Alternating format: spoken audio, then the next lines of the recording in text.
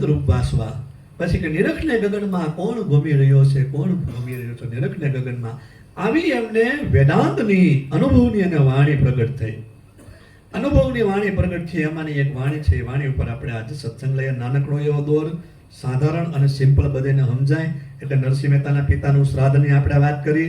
આપણે તે આજે નરસિંહ મહેતાના પિતાનું શ્રાદ્ધ નાગરી નાચ તો ઘણા વર્ષો પહેલા જમી, પણ આપણે હમણાં બધાને છે ને અહીંયા જલેબી જમવાનું છે. નરસિંહ મહેતાના પિતાનું શ્રાદ્ધ હોવાથી આજ કર્યું એટલે બધાને જલેબી ખાઈ જવા જ છે.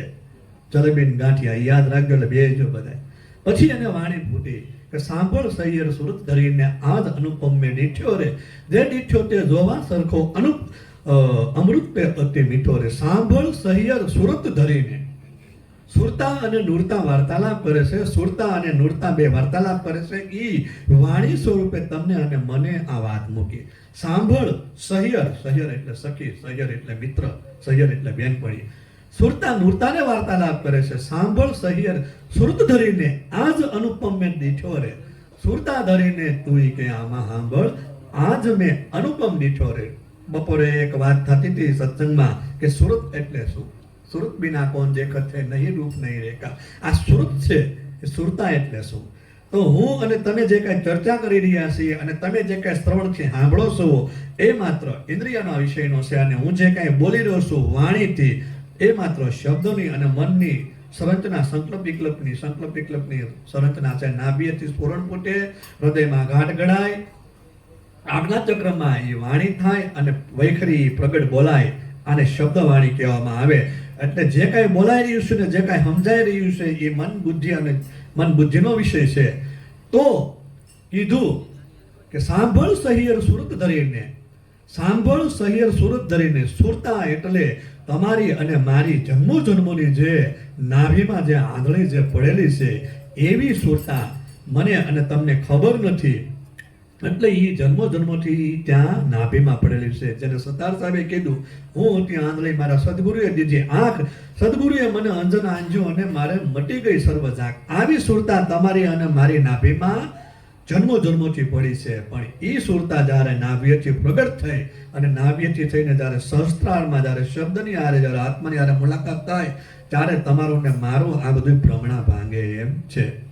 એટલે અહીંયા સુરતા જાગ્યા બાદની વાત છે. એટલે સુરત છે, સુરતા જે છે એ આત્મતત્વનો, સત્ય વસ્તુનો, દીદાર વસ્તુનો, નિર્વાણ વસ્તુનો, મુક્તિનો એ વિષય છે જોવાનો. એ કોઈ શ્રવણનો વિષય નથી. ભૌતિક શ્રવણથી સંભળાય, હું સત્સંગ કરું તમે એક ચીજથી સાંભળો એ વાત નથી.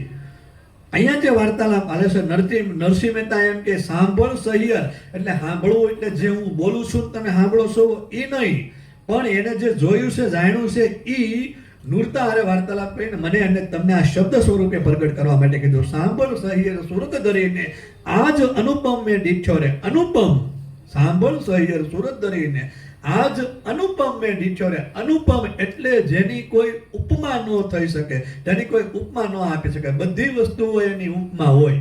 જે કોઈ વસ્તુ પદાર્થ હોય એની ઉપમા હોય. ગમે એવી સૂક્ષ્મ હોય કે વિરાટ હોય. બ્રહ્માંડ હોય તો એને ઉપમા હોય કે ભાઈ બ્રહ્માંડ આવું છે, બ્રહ્માંડ તેવું છે. હાથી હોય તો એની ઉપમા હોય, કીડી હોય તો એની ઉપમા હોય. પણ આ વસ્તુ જે છે એ અનુપમ છે. સાંભળ સહિયર સુરત ધરીને આજ અનુપમ મેં દીઠ્યો રે. દીઠા નામ જોવું, દીઠા નામ નિરખવું.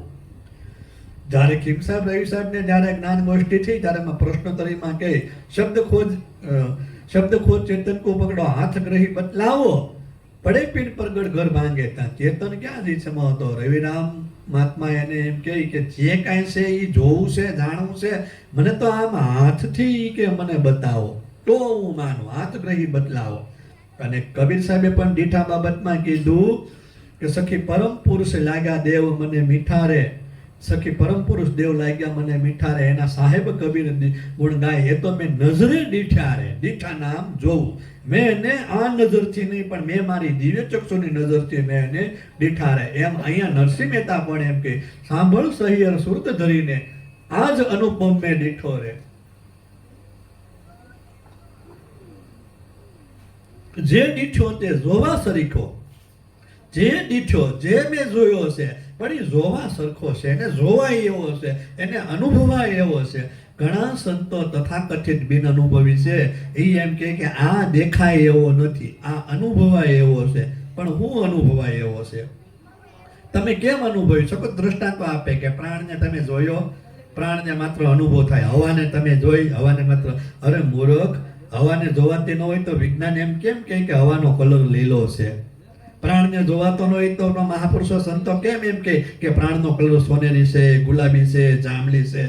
જ્યારે અલગ અલગ ભિન્ન ભિન્ન પ્રકારથી જ્યારે એ ગતિ કરે ત્યારે તો કેમ થાય? તો જે વસ્તુ દેખાતું હોય એને રંગ હોય. તો અહીંયા એમ કીધું છે, સાંભળ સૈયર સુરત ધરીને આજ અનુપમ મેં દીઠ્યો રે, જે દીઠ્યો તે જોવા સરીખો, અમૃત પે અતિ મીઠો રે. જે દીઠ્યો તે જોવા સરીખો, એને જોવાય એવો છે, એને મણાય એવો છે, એને અનુભવાય એવો છે. એટલે અહીંયા ભવાની દાસે ટાંક કરીને કીધું કે તમે જોજો રે, આમાં જંત્રીનો બગાડનાર કોણ છે? નહીં એને તત્વ, નહીં એને તાર, કહું તો કહેવાય નહીં, બોલે 52 હે તમે જોજો, આમાં જંત્રીનો બગાડનાર કોણ છે? જંત્રી તો વાગીરી છે મારી અને તમારી અંદર, દરેકની અંદર વાગીરી છે, પણ એ જંત્રીનો બજાવનાર કોણ છે? એને જોવો, એને અનુભવો. એટલે આ વિષય જોવાનો છે. એટલે અર્જુન સાહેબે કીધું કે દેખ્યા હોય તો કઈ બતાવો, મોતી કેસા રંગા, ગમકર ગગનમાં ગોત લેજો, વોહે ગુપ્ત ગંગા. આ તો દેખ્યા હોય તો કઈ બતાવો, મોતી કેસા રંગા. જો તમે જોયું હોય, જો તમે અનુભવ્યું હોય તો તમે કહી દો. એટલે હું કેટલાય વર્ષોથી, જ્યારથી હું તત્વજ્ઞાનના વિષયમાં આવ્યો, જ્યારથી હું આ સંતોની વાણીના વિષયમાં આવ્યો, જ્યારથી હું મહાપુરુષો સંતોની વાણી વૈખરીના વિષયમાં આવ્યો અને મારા અનુભવના વિષયમાં આવ્યો, તેથી મેં એક જ વાત ઘણા વર્ષથી હું કહું છું કે આ વસ્તુ અનુભવનો વિષય છે, પણ સાથે સાથે જોવાનો છે. આ કોઈ સમજવાનો કે આ કોઈ મન બુદ્ધિનો વિષય નથી, આ અનુભવવાનો વિષય છે, પણ સાથે સાથે જોવાનો છે. કારણ કે કબીર સાહેબે કીધું કે દરસ વિના મત છોડો ધ્યાના, ધ્યાન વિના સબ ફોગટ ગાના. ધ્યાનની વિના માત્ર જે કઈ જ્ઞાન છે એ ફોગટ છે, પણ દર્શાય નહીં ત્યાં સુધી, જ્યાં સુધી દર્શાય નહીં ત્યાં સુધી જે તમને દર્શાય છે એ તમારે જોવાનું છે. તો આગળ જઈ અને એમ કે સાંભળ સૈયર સુરત ધરીને આજ અનુપમ મેં દીઠ્યો રે, જે દીઠ્યો તે જોવા સરીખો, અમૃત પે અતિ મીઠો રે, અમૃત પે અતિ મીઠો રે. જેમ અમૃતનો સ્વાદ, જેમ અમૃતને કોઈ અનુભવી ન શકે, જેમ અમૃતને અનુભવીને અમૃતનો સ્વાદનું કોઈ વર્ણન ન કરી શકે, એવો આ મીઠો છે. ત્યારે રવિરામ મહાત્માને ખીમ સાહેબને જ્ઞાન ગોષ્ઠી થઈ ત્યારે એમ કે હલકા તો સંતે નહીં માન્યા, ખારા વાકુ કહીએ, કિતના હલકા કિતના ભારી, ખારા હે કે મીઠા, મુझ ગરીબ કો કઈ બતાવો. આ શબ્દ કોણ બીજ દીઠા? તો રવિરામ મહાત્મા શું કે હલકા તો સંતોએ નહીં માન્યા, ખારા વાકુ કહીએ, પણ મીઠી સો મરજાદ ગુરુને અહીં સત્વ બુદ્ધિ મારી. તો આ મીઠો શબ્દ પ્રયોગ કરવામાં આવ્યો.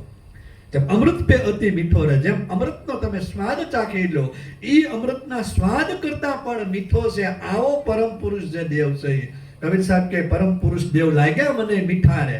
કબીર સાહેબે શું કીધું? જે મેં પરમ પુરુષ દેવને નિરીખ્યા, મારી ભીતર, મારી અંદર પરમ પુરુષ દેવ લાગ્યા મને મીઠા રે. એના સાહેબ કબીર ગુણ ગાય, એ આ તો મેં નજરે દીઠ્યા રે, આ તો મેં નજરે જોયા. એમ અહીંયા નરસિંહ મહેતા કે અમૃત પે અતિ મીઠો રે. આ જે છે ઈ અમૃતના સ્વાદ ચાખ્યા પછી પણ એની કરતા પણ મીઠો છે. સાંભળ સૈયર સુરત ધરીને આ જ અનુપમ મેં દીઠો રે. પછી આગળ કે દ્રષ્ટમાં ના આવે, દ્રષ્ટમાં ના આવે, નિગમ નૈતિક આવે, વાણી રહિત વિચારો. આ વસ્તુ છે એ દ્રષ્ટિમાં ના આવે. હમણાં થોડીક વાર પહેલા મેં જોવાની વાત કરી, નરસિંહ મહેતા એમ કે દ્રષ્ટમાં ના આવે, નિગમગી નૈતિક આવે, વાણી રહિત વિચારો. તો હું દ્રષ્ટમાં ન આવે? તો સ્થૂળ દ્રષ્ટિમાં ન આવે. આ આંખોથી એ જોવાય એવો નથી. એટલે નરસિંહ મહેતા એમ કીધું દૃષ્ટમાં ના આવે, નિગમ નૈતિક આવે, વાણી રહિત વિચારો.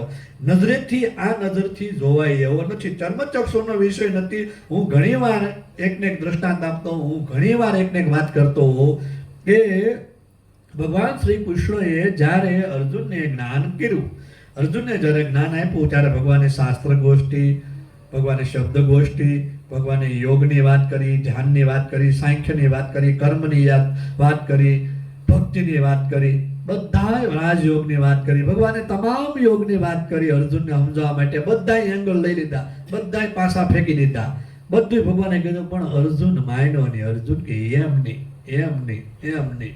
પછી ભગવાન પાસે એક જ વિકલ્પ હતો કે હવે મારે આને પ્રેક્ટિકલી કરાવવું પડશે. જ્યાં સુધી પ્રેક્ટિકલ ન કરાવો ને ત્યાં સુધી આ માન છે ને. એટલે પછી ભગવાને તરત કીધું, અર્જુન મારા અને તારા આવા અનેક જન્મો થઈ ગયા, પણ હું જાણું છું તું જાણતો નથી. અને ત્યારે ભગવાને કીધું કે હે અર્જુન, તારે મારું સ્વરૂપ જોવું હોય તો હું તને દિવ્ય ચક્ષુ કરું. એટલે અહીંયા દ્રષ્ટિને લઈને આપણે વાત કરી કે ન તુમાં શક્ય છે દ્રષ્ટિ મુનિશ્વ ચક્ષુષા દિવ્ય દૃષ્ટિ દદામી પશ્યતે વિરાટ સ્વરૂપે. હે અર્જુન, ચર્મ ચક્ષુથી મારા દર્શન ન થાય. જેમ નરસિંહ મહેતા એમ અહીંયા કહે છે કે દૃષ્ટ ના આવે નિગમ નેતિક આવે. એટલે આ નજરે આવે એવો નથી, પણ કઈ આ ચામડાને આંખ્યું છે ને આનીથી ન દેખાય.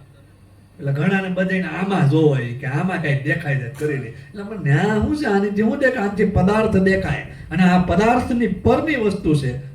એટલે કીધું ન તમા શક્ય છે ન તુમાં શક્ય છે દ્રષ્ટે મુનિ સ્વચક્ષુષા દિવ્ય દૃષ્ટિ દદામી પશ્યતે વિરાટ સ્વરૂપમ. હે અર્જુન, ચર્મ ચક્ષુથી મારા દર્શન નહીં થાય, પણ દિવ્ય દૃષ્ટિ દદામી પશ્યતે વિરાટ સ્વરૂપ. હું તને દિવ્ય ચક્ષુ આપું, જેથી કરી અને તું મારા વિરાટ સ્વરૂપના દર્શન કરીને. ભગવાને પછી સીધું એને આ વોલ્ટેજ વધારી દીધા. ચર્મ ચક્ષુ કામ કરતી બંધ થઈ ગઈ. હવે એક નિયમ હોય છે કે જેને જેને દિવ્ય ચક્ષુ થઈ હોય, જે વ્યક્તિને દિવ્ય ચક્ષુ થઈ હોય એને જેનું રૂપ બતાય.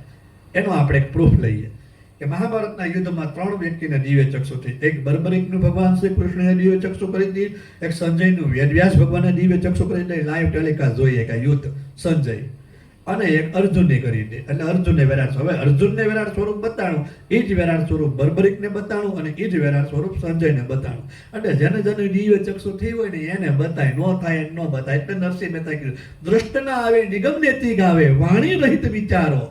આ જે છે એ દ્રષ્ટિમાં આવે એવું નથી, પણ નિગમ નૈતિક આવે. નિગમ મહાપુરુષો સંતોએ અગમ ગમ અગમ સુગમ નિગમ આવી વાતો બધી કરી, પણ અહીંયા એને નિગમને બાકાત કર્યો. ગમ એટલે જે ગુરુ મહારાજ આપણને ગમ આપે, અગમ એટલે અગમથી આવ્યો જોગીડો, અગમથી આવ્યો રૂપનો સ્વરૂપ જોગીડો, અગમથી આવ્યો નરસિંહ લક્ષ્મી સાટકે, અગમથી આવ્યો સુગમમાં સમાણો એને નૂર તણો પ્રકાશ મારા વીરા.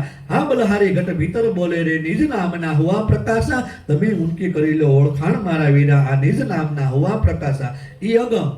અને હવે આવે છે નિગમ. અગમ નિગમની ખબર ન પડે, મહાજન ગાય મૂળદાસ. અગમ નિગમની ખબર ન પડે, આ નિગમ.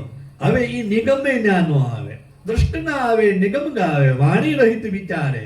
વાણી રહિત વિચારે એટલે જે કઈ વાર્તાલાપ થાય છે, જે કઈ ચર્ચા થાય છે, ચોથા પદની અધિકારી જે કાંઈ હોય, નામ રૂપ ગુણનો નાશ છે, ચોથું પદ અવિનાશી. ચોથું પદ જે છે ને ત્યાં વાણી નથી આવશે. જેમ સવારામ બાપાએ કીધું કે કોઈ નિરાશી પદમાં માલો રે, આ ગગનગઢ રમવા રે હાલો રે, તમે નિરાશી પદમાં માલો રે. જે નિરાશી પદમાં જે હોય ને એ નિરાશી પદ ત્યાં કોઈ અક્ષર લાગુ પડતો નથી. એમ અહીંયા વાણી રહિત વિચારો, ત્યાં કોઈ વાણી લાગુ પડતી નથી. એટલે વાણી લાગુ નથી પડતી એટલે રવિરામ બાતમાં શું કહે કે વાણી વિના સમજાવો સંતો વિન બોલે સમજાવો, આ શબ્દ વિનાની સાક્ષી લાવો શાન કરી સમજાવો. આ સંતો વાણી વિના સમજાવો. આ વાણી વિનાની વાત છે, આ શબ્દ વિનાની વાત છે, આ વાણી વિના સમજાવવાની વાત છે. હવે અહીંયા કીધું દ્રષ્ટ ના આવે નિગમ નૈતિક આવે, વાણી રહિત વિચારો. દ્રષ્ટિમાં ન આવે અને એ કે વાણીમાં ન આવે. તો કે કેમ દ્રષ્ટિમાં ન આવે, વાણીમાં ન આવે? કારણ કે આ ચર્મચક્ષુનો વિષય નથી. આ ચર્મચક્ષુનો વિષય નથી. આ વિષય છે દિવ્ય ચક્ષુ. દ્રષ્ટમાં ન આવે, નિગમ નૈતિક આવે, વાણી રહિત વિચારો. સચ્ચિદાનંદ પૂર્ણ છે, સચ્ચિદાનંદ પૂર્ણ છે, તે નવધાથી છે ન્યારો. સત ચિત અને આનંદ. આપણે કહીએ ને કે સચ્ચિદાનંદ, જય સચ્ચિદાનંદ ઘણા બોલે, ઘણા જય સચ્ચિદાનંદ બોલે. સત ચિત અને આનંદ તમારી અને મારી અંદર એક એવું સત્ય વસ્તુ રમણ કરી રહી છે. તેને રામોપીર કે સત્યા થઈને તમે સતમાં ખેલો, સતની છે સદાય સવાયું. બાળના ચરણે સિદ્ધ રામદેવ ભણ્યા, પછી સત્યની આગળ બીજું કાંઈ નથી. એ સત